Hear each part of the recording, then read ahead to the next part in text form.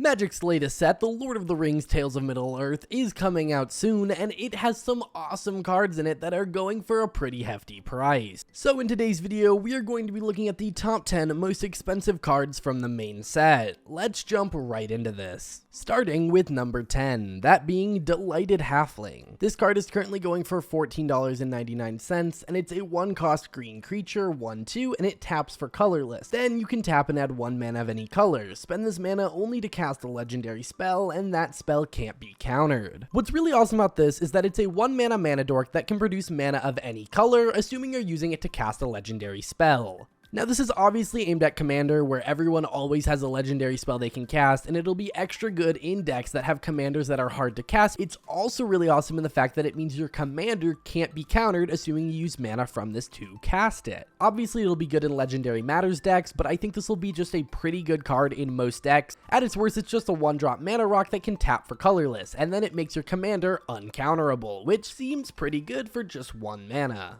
Next up, number 9 is Aragorn the Uniter, which is currently going for $17.99. It is a red, green, white, and blue legendary creature, 5/5, and it says, whenever you cast a white spell, create a 1/1 white human soldier creature token. Whenever you cast a blue spell, scry 2. Whenever you cast a red spell, Aragorn the Uniter deals 3 damage to target opponent. And whenever you cast a green spell, target creature gets +4/+4 until end of turn. Obviously, this is built to be a commander, as a lot of cards in the set are. However, what's really cool about this one is that it is a 4-color commander. We really have not seen a ton of these outside of things like Atraxa, and this is one that is super open-ended, similar to Kenrith. This does not scream you have to build your deck in a certain way. You can build this in so many different ways, partially ignoring certain colors, or just making a 4-color good stuff deck. How I think this will be most popular and most powerful is if you build around multicolor. If whenever you cast a spell, you're getting 2 or 3 or even 4 of these effects, it is going to give you so much value so quickly that I think this is going to be a deck full of those cards that care about multicolor, like Tome of the Guild Pact, and similar cards that just reward you for playing multicolored. Overall, I think this is going to be a very popular commander from the set, as most commanders that are open-ended are, and as such, that's why it's going for $17.99. Next up, number 8 is Palantir of Orthanc, currently going for $17.99. This is a 3-cost legendary artifact that says, at the beginning of your end step, put an influence counter on this artifact and scry 2. Then target opponent may have you draw a card. If that player doesn't, you mill X cards, where X is the number of influence counters on this artifact, and that player loses life equal to the total mana value of those cards. How this is going to play out in most games is it's going to be like a Phyrexian Arena that takes a couple turns to turn on. First, your opponents are going to be okay taking a little bit of damage when you mill potential lands and low mana value artifacts and ramp spells. However, as that number gets higher and higher, it's very likely that you're going to be hitting them for a lot of damage, and this will quickly become, at the beginning of your end step, scry 2, then draw a card, which is pretty awesome, especially without having to lose the life to something like Phyrexian Arena. It's a trade-off. Do you want your card draw to happen a lot faster, or do you want it to happen a little bit slower, but you don't have to lose the life to do it? There's also the fact that this is colorless. This can go in a mono white deck and offers another option for card draw in mono white. Plus, the best part of it is probably the fact that it's actually milling you if you don't get to draw. If you're in a deck that does reanimate things, this is just a win-win for you. You either get to mill cards or draw cards, and your opponents are either going to lose life or not, but it doesn't really matter because you get the card advantage either way. Decks like Muldrotha are going to love this, being able to fill their graveyard and draw cards into their actual hand all at the same time while potentially dealing damage to opponents. It just is a pretty awesome card in a lot of decks, and the colorless nature means it's going to be good in a lot of decks. Following that up, number 7 is Glamdring, which is currently going for $17.99.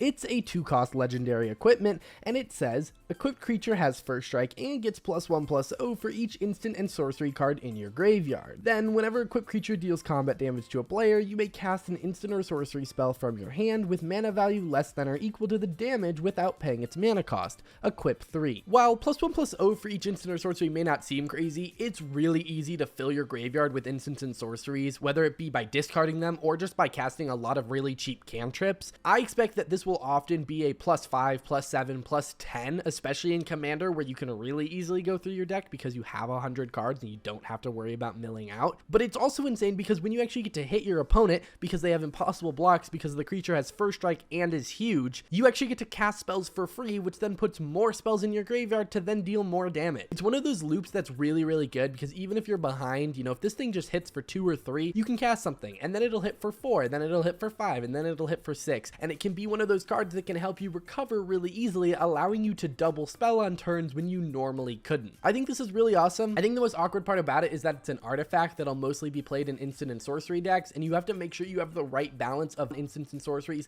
to payoffs. And I feel like we have a lot of payoffs right now, so I'm not sure if this makes the cut, but it is really, really cool, and that's why it's going for $17.99. Next up, number 6 is Saruman of Many Colors, also going for $17.99. This card is a 6-cost white, blue, and black legendary creature avatar wizard 5/4, and it has a really interesting ward cost. It is ward, discard an enchantment, instant, or sorcery. So if you don't have an enchantment, instant, or sorcery, you cannot target Saruman. Then it says whenever you cast your second spell each turn, each opponent mills 2 cards. When 1 or more cards are milled this way, exile target enchantment, instant, or sorcery card with equal or lesser mana value than that spell from an opponent's graveyard. Copy the exiled spell. You may cast the copy without paying its mana cost. That's a lot of text, but to break it down, essentially your second spell each turn is going to mill all of your opponents. Then you take a spell from your opponent's graveyard that's less mana value than the spell you cast, that being the second one in a turn, and you get to cast that one for free. Essentially meaning if you can cast 2 spells in a turn, you get to cast the third for free, and it's going to be from an opponent's graveyard, not your own. So it's going to be all about taking your opponent's spells, which is a pretty popular archetype in Commander. On top of that, this is a really hard card to remove, especially because you can't just discard a land or discard a card you don't want. You have to discard an instant, sorcery, or enchantment, and a lot of the time you're not going to want to do that. I think this will be one of the most popular commanders from the set just because it involves playing with your opponent's stuff, which is often one of the most popular things to do in Commander, because Commander is all about playing fun and new cards, and the best way to play new cards is to play your opponent's cards, because every game will be different. So I think this card is really, really awesome, and it's a little complicated and a little wordy, but it's really cool. Next up, number 5 is Gandalf the White, currently going for $19.99. This is a 5-cost white legendary creature avatar wizard 4/5 with flash. Then it says you may cast legendary spells and artifact spells as though they had flash. And then if a legendary permanent or an artifact entering or leaving the battlefield causes a triggered ability of a permanent you control to trigger, that ability triggers an additional time. We've seen this kind of effect before. Elesh Norn is a very powerful card as it doubles all of your ETBs. Now this only doubles your legendary creatures and artifacts entering the battlefield, but that's still a lot of cards, and if you build your deck right, is not going to be a problem. The fact that it's mono white will limit how many people run it as a commander, but the fact that it gives your stuff flash and doubles your ETBs seems like a very powerful combo where you can always be open to use interaction, but then at your end step be able to flash in spells, which then deal double their effect. This seems like an insane card, and I'm really excited to see how people use it. Next up, number 4 is Sauron the Dark Lord, currently going for $21.99. This is a 6-cost blue, black, and red 7/6 with ward, sacrifice a legendary artifact or legendary creature, which is an insane ward cost that's really hard to do. Then whenever an opponent casts a spell, amass Orcs 1. Then whenever an army you control deals combat damage to a player, the ring tempts you. Then whenever the ring tempts you, you may discard your hand. If you do, draw 4 cards. First off, this has like all of the set's major mechanics on it. Legendary things, amass Orcs, and the ring tempts you are all the set's major mechanics, so anyone who likes any of those mechanics is going to like this card. But what's really interesting about this is that this is a card that can really easily let you pitch your hand into the graveyard and then draw 4 cards, and it's really hard for your opponents to get rid of. Because of that, not only are you going to get a big Orc that can help you kind of stay around, because whenever your opponents are casting spells you get to amass Orcs, but you also get to spam cards out of your hand and then have the ring tempt you, by just hitting your opponents, and then that gets you a brand new hand very, very consistently. The one thing is that it has to be an army that hits an opponent to have the ring tempt you, but there are a ton of cards in the set that just let the ring tempt you, and so you can turn all of those into mini Wheel of Fortunes only for you, and that seems really, really powerful. This will probably just be a Grixis Good Stuff deck that just takes care of your opponent's creatures and tries to get value, and then is able to refresh their hand using their commander, which is really nice because it is kind of an expensive commander, but it's one that you don't have to play until your hand is getting low. Overall, really cool card design that I think a lot of people are gonna like. Next up, number 3 is Spiteful Banditry, currently going for $29.99. This is essentially a red Meat Hook Massacre. It's X red red for an enchantment that when it enters the battlefield, it deals X damage to each creature. Then, whenever one or more creatures your opponents control die, you create a treasure token. This ability triggers only once each turn. I think a lot of people read that last ability and went, wait a second, this isn't that good. It only happens once each turn. You can only get one treasure token.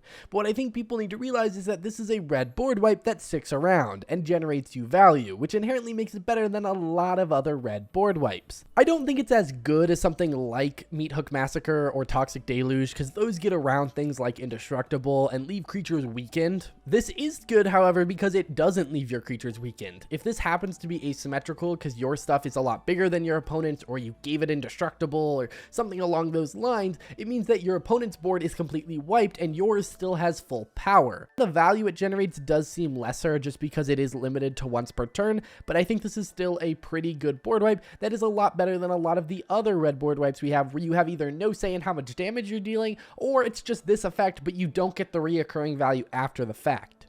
Overall, pretty awesome card. Next up, number 2 is Orcish Bowmasters, which is currently going for $34.99. It is a 2-drop black creature orc archer 1/1 with flash, and when it enters the battlefield and whenever an opponent draws a card except for the first one they draw in each of their draw steps, Orcish Bowmaster deals 1 damage to any target, then amass Orcs 1. This seems like an insane card to me. Not only do you get it straight when it enters the battlefield, so if you wait to flash it out and no one draws a second card in their turn, you're still getting value, but it also means if your opponent are drawing any extra cards, you are getting to put a counter on an army you control, or create one if you don't have one, and you get to deal 1 damage to any target. That can be a player's face, that can be directly at a creature. It just basically says if your opponents draw more than 1 card in a turn, you get to deal damage. Even directly to them would be really good for 2 on a flash creature, but you also then get to create tokens or maybe even kill creatures. It just seems like a versatile tool that seems really backbreaking. If someone goes to draw 17 cards from some weird, combo, you can for 2 mana flash this out and get a 17/17 and then hit them in the face for 17. And if they're not expecting it and doing it post combat, they may have already tapped their creatures and you may have just won the game with a single 2-drop. This just seems like it's going to be good in almost every black deck, and it'll be a great hate piece towards decks that draw a lot of cards, and I think it'll be a pretty awesome card because of it. And finally, the one you've been waiting for at number 1, well, it's the One Ring, but not the one you're thinking of. It is just the One Ring from Boosters, currently going for $39.99. This is a 4-cost legendary artifact with Indestructible. Most people seem to have forgotten that you can actually play with this card, and it's not just a 1/1 in collector boosters that's worth $1 million. Either way, when it enters the battlefield, if you cast it, you gain protection from everything until your next turn. Then, at the beginning of your upkeep, you lose 1 life for each burden counter on the One Ring. Then you can tap to put a burden counter on the One Ring and draw a card for each burden counter on the One Ring. This allows any color to draw a lot of cards, assuming they're okay taking a decent amount of damage on their upkeep. But in addition to that, you get to gain protection from everything whenever you cast it, allowing you to foresee a bad turn where you're likely to be attacked or just not care about counterattacks for a turn. It's a pretty powerful effect we don't see a lot of, and that's probably why it's going for a lot. But I expect this one to crash in price very, very quickly. This is the bundle promo, and that actually kind of shocks me that both on TCG Player and Card Kingdom, it's one of the most expensive cards in the set. Yes, I get there's a lot of hype around it, but it'll be in literally every bundle if I'm not mistaken. And so because of that, I expect the price on this will crash drastically. Please do not pre-order this, even though it is the most expensive card in the set right now. And actually, you probably shouldn't be pre-ordering any of these. They're all likely to go down unless someone finds something crazy to do with any of them, but that's all speculation. Either way, guys, that is going to do it for this video. If you found it useful, check out this video where I talk about the top 10 most expensive box toppers, and this video where I break down what exactly is in a collector booster for Lord of the Rings. I'll see you guys in the next one. Bye.